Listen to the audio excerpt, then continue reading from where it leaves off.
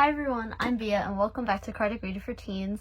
So as you might notice, I'm here in my pajamas, no makeup on, just having a little pajama day because I'm social distancing myself, and that's something really important that we should all be doing because although us teens might be okay if we get the coronavirus, those around us with weaker immune systems might not be okay if they get it. So it's really important that we all practice this social distancing these days, so that we can help, right, to prevent the spread of this disease any further. But the good thing about that is that we get even more time to be at home and to read books such as The Gospel According to Spiritism and any other books, right? We might, it's a time for us to catch up on our homework, even a time for us to relax, but it also gives us some free time to reflect on these messages that Jesus brings to us. So there is that very positive aspect to this social distancing and to being inside of our house. So let's get right to it. So last week in the Gospel According to Spiritism, again, we're still on the introduction, but the introduction is very important for us to get background information. So in the introduction, we are on section 3, and this third section gives some words that, they're words and definitions, and that's really important to us because, as we know, in the time of Jesus, right, there was a whole different vocabulary, and although these teachings are in English, even the English words are words that we don't use these days, or we don't see these days. So it's really important that they bring to us these definitions so that when we're reading Jesus' message, we understand what he's talking about, because we know that Jesus spoke in terms of the people, right? And he spoke so that the people would understand. So he uses specific examples for the people of that time. So when Jesus is mentioning the tax collectors, right, what does that mean, right? What does that group mean? The Pharisees, what does that group of people mean? Because he's referring to what the people of the time can understand. But that's not necessarily what relates to us these days, right? So it's really important that we read through these definitions and we get this background information so that we can better understand Jesus' teachings in the rest of the book. So last week we did 3 of these definitions, and we did the Samaritans and the Nazarites and the publicans. And we talked about that last week, and the video is saved on the Kardec Reading for Teens playlist on the Facebook page. So definitely go check it out if you missed those, because those definitions are going to be really important to us. And again, now with our free time at home, we can hopefully do that, right, and go through this and understand these definitions better.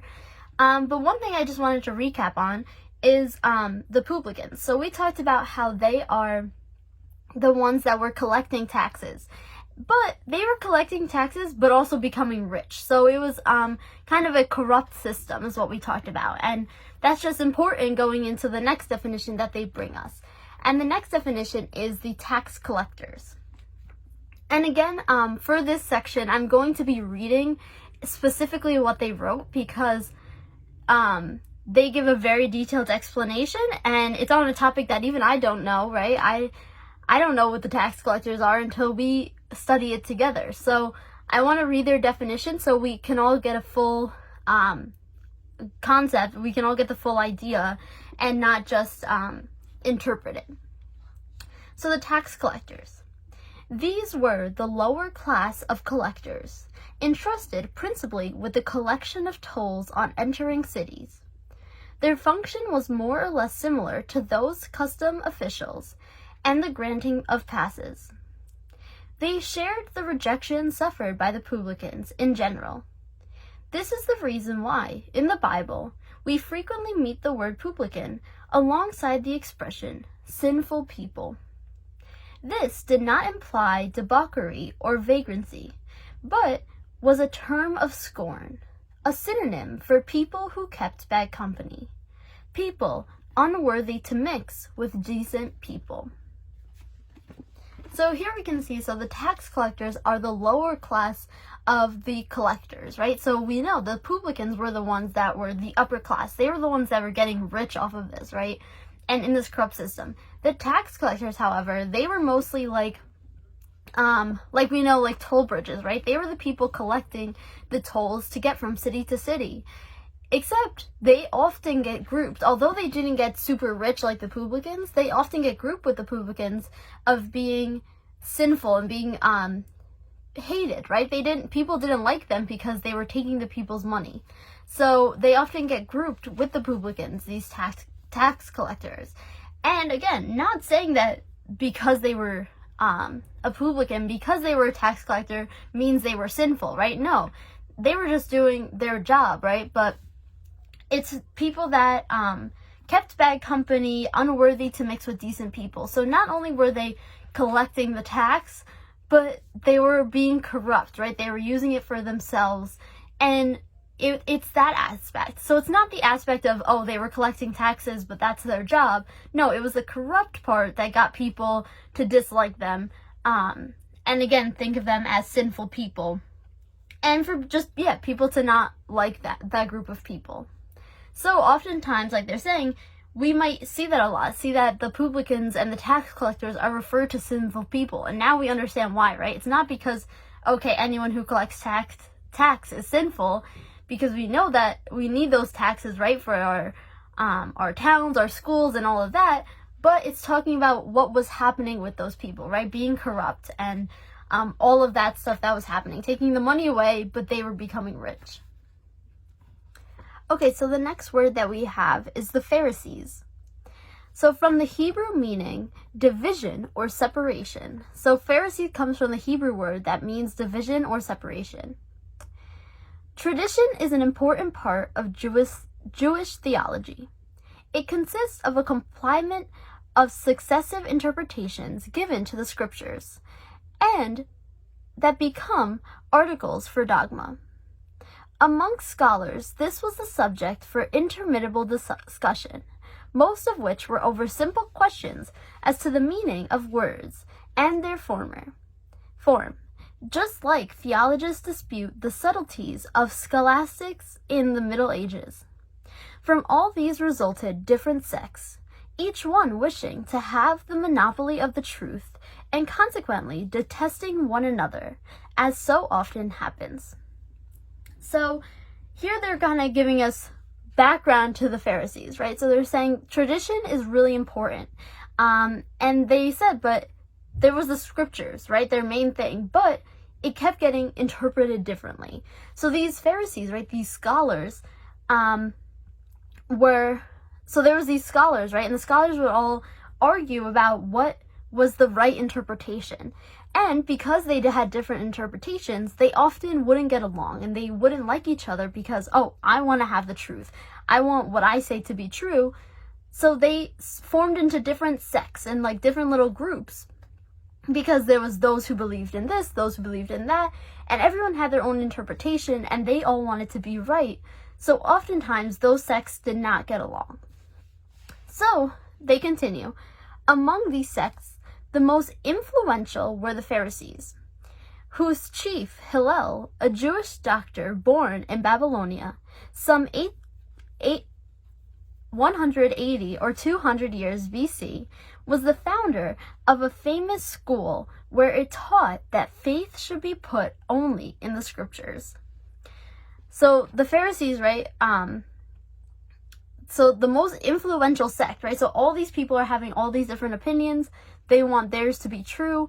And they're saying the most influential of those were the Pharisees, the group of the Pharisees, whose chief, right, the leader of that sect, was Hillel, a Jewish doctor, and a founder of a school that faith should be put only in the scriptures, right? So we're looking at the scriptures, not in interpretations.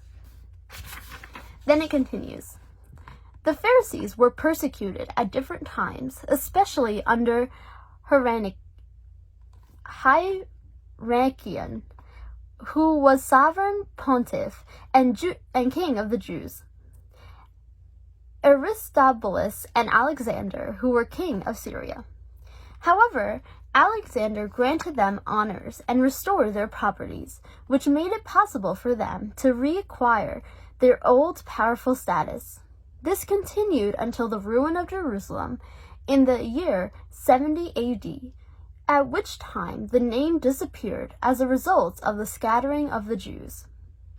So, because the Pharisees were saying, okay, we right? Faith is only in the scriptures. So we're not looking for interpretation, right? We're looking at the scriptures. What is in the scriptures? And of course, because all these people had different ideas that they wanted to be right, these Pharisees were persecuted at different times, right? So people were going after them and didn't like what they were saying because they were saying something different than what they wanted to believe. Right? So under different kings, they were persecuted, but Alexander, King Alexander granted them honors and restored their property. So King Alexander, right, agreed with them and helped them restore their properties, and that's how they kind of got their power back, right, their name back, because at that point they were being very persecuted, until the point where Jerusalem was ruined. And at that point, the Jews all scattered, and because of that scattering, the Pharisees kind of disappeared with that. So after that point, there wasn't this group of Pharisees. So we see that this wouldn't be a word that we still have today because it doesn't exist today. So it might not be something that we usually hear, and we know the definition of, so that's why this is really important. And again, even if we know the definition, like a tax collector, you can imagine what a tax collector is, right? Someone who collects the tax. But there's more to it, right? There's more to why the people didn't like those tax collectors at that time, right? More historical facts that we need to know. So then it continues. The Pharisees took an active part in religious controversy. They were faithful practitioners of exterior cults and ceremonies, full of ardent zealous and proselytism, enemies of innovation, maintaining great severity of principles. But behind the covers of punctilious devotion lay dissolute habits, a great deal of pride, and above all, an excessive desire to dominate. Religion was actually a means to an end, rather than an object of sincere faith. It possessed nothing of virtue beyond outward appearance and ostentation. Nevertheless, they exercised a great influence over the people, in whose eyes they were sacred. This is how they became powerful in Jerusalem. They believed, or they claimed they believed, in divine providence, the immortality of the soul, eternal punishment, and the resurrection of the dead. So again, we might think, what's so wrong with people having different ideas, right, and following the different ideas that they believe? But here we see that they were saying, right, that they were doing all these principles and they followed this and this and this, but behind all of that, there was dissolute habits, a lot of pride, and they wanted to dominate, right? So they were thinking more about this religion as a way for them to dominate, a way for them to be in power, instead of a way to just express their faith. So that's where this whole thing gets a little corrupt, and that's where we might start seeing the Pharisees in a bad way. And so again, it says they said that they have that they believed in the divine providence, the immortality of the soul, eternal punishment, resurrection of the dead. And they were, the people, they had a great influence over the people, right? Because the people thought they were sacred. So when they said these things, the people would believe them. And again, it shows that they have this great power, right, over the people, but they weren't using it correctly. They were using it to have power, not to spread their faith and spread their beliefs. So then it continues. But Jesus esteemed simplicity and the qualities of the heart above all. His preference within the law was for the spirit that vitalizes to the word that kills. He thus applied himself through his mission to the unmasking of their hypocrisy, and because of this considered by them to be their enemy. This then is the reason why the Pharisees, together with the high priests, incited the people to eliminate him. So, right, Jesus, on the contrary, right, Jesus was there to spread this faith, right, to spread this these teachings, and not to be powerful, right? Jesus didn't want to be a king. He didn't want to be powerful. No, he wanted to be simple, right? This simplicity and the qualities of your heart above everything else, right? It doesn't matter what kind of power you have if you don't have that good heart, right? That good heart is what matters. So Jesus saw, right? Jesus knew what was happening with these people being corrupt and just being powerful. So Jesus sought to unmask them, right? To show, okay, these people aren't telling you the whole truth and they're just using it for their own benefit, right? Jesus tried to unmask what these Pharisees were doing and what their real intent was. Because again, Jesus, right? Jesus was just trying to teach and show these good messages and have this good heart, and not trying to have all that power. But because Jesus was going against what these Pharisees were saying, the Pharisees they saw Jesus as their enemy. So the priests and the Pharisees, they saw Jesus as the enemy, and that's why, because again, these Pharisees and the high priests, they had power over the people because the people saw them as sacred. So since they had this power and since they were seen as sacred, whatever they said, the people tended to follow. So that is why the Pharisees and the high priests incited the people. They said, you should go after Jesus, right? And they wanted to eliminate him because they saw him as the enemy. So again, this gives us a lot of context as to who the Pharisees was, and it's really important because otherwise, when we're reading these messages, we would never know what the Pharisees mean, right? So this is really important. So another word that they bring to us is the scribes. So again, let's read what they say so we can get the whole big picture. This name was given in Maine to secretaries of the king in Judah and to certain people who understood matters relating to the Jewish army. Later, it was applied to those scholars who taught the laws of Moses and interpreted it to the people. They joined in common causes with the Pharisees, shared their principles as well as their aversions to all innovation. This is why Jesus included them when he launches criticism against the Pharisees. So that gives us, it's short, but it gives us a lot of information. So the scribes were the secretaries of the king, right? So we know at that time, people didn't really write unless that was your job, right? Unless that was what you trained for. And it was a high position, right? So scribes for the king. So they only wrote down important things. People didn't just write. So right, as we think, right, someone writing something might not seem so important, but at that time it was a really important job, right, to have those written records because it was relatively new concept. So the scribes were like the secretary, right? They were understanding, or people who were important and knew certain information, they would also be these scribes. And then later it applied to, so then that definition changed, and it applied to the people who were, who taught the law of Moses, and they interpreted it to the people.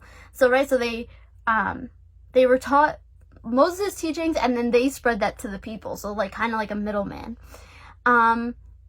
So they kind of joined in with the Pharisees.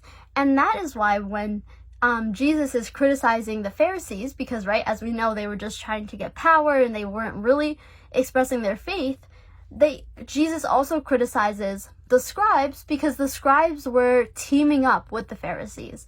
So again, we might think, okay, why is Jesus criticizing these scribes, right? Criticizing these quote unquote secretaries of the king, or the second definition, the people who were teaching the laws of Moses. It's because they were teaming up with the Pharisees, and they were also falling into this bad path of losing focus of what they were really trying to spread.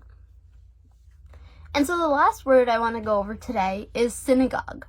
So synagogue comes from the Greek word synagogue, meaning assembly or congregation. So the definition that they bring is, there was only one temple in Judah, that of Solomon of Jerusalem, where all the great ceremonies of worship were held. Every year, all the Jews would go there in pilgrimage for the principal festivals, such as Passover, the dedication, and the Feast of Tabernacle. It was on the occasion of these feasts that Jesus would also be present.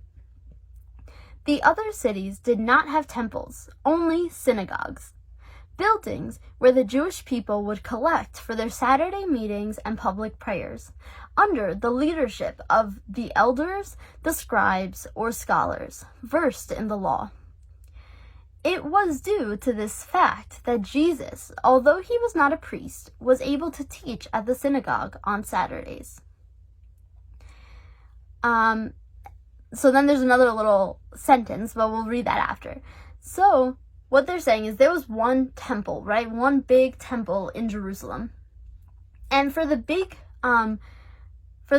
holidays, we can say, such as Passover, all the Jews would come to that one temple to have this big celebration.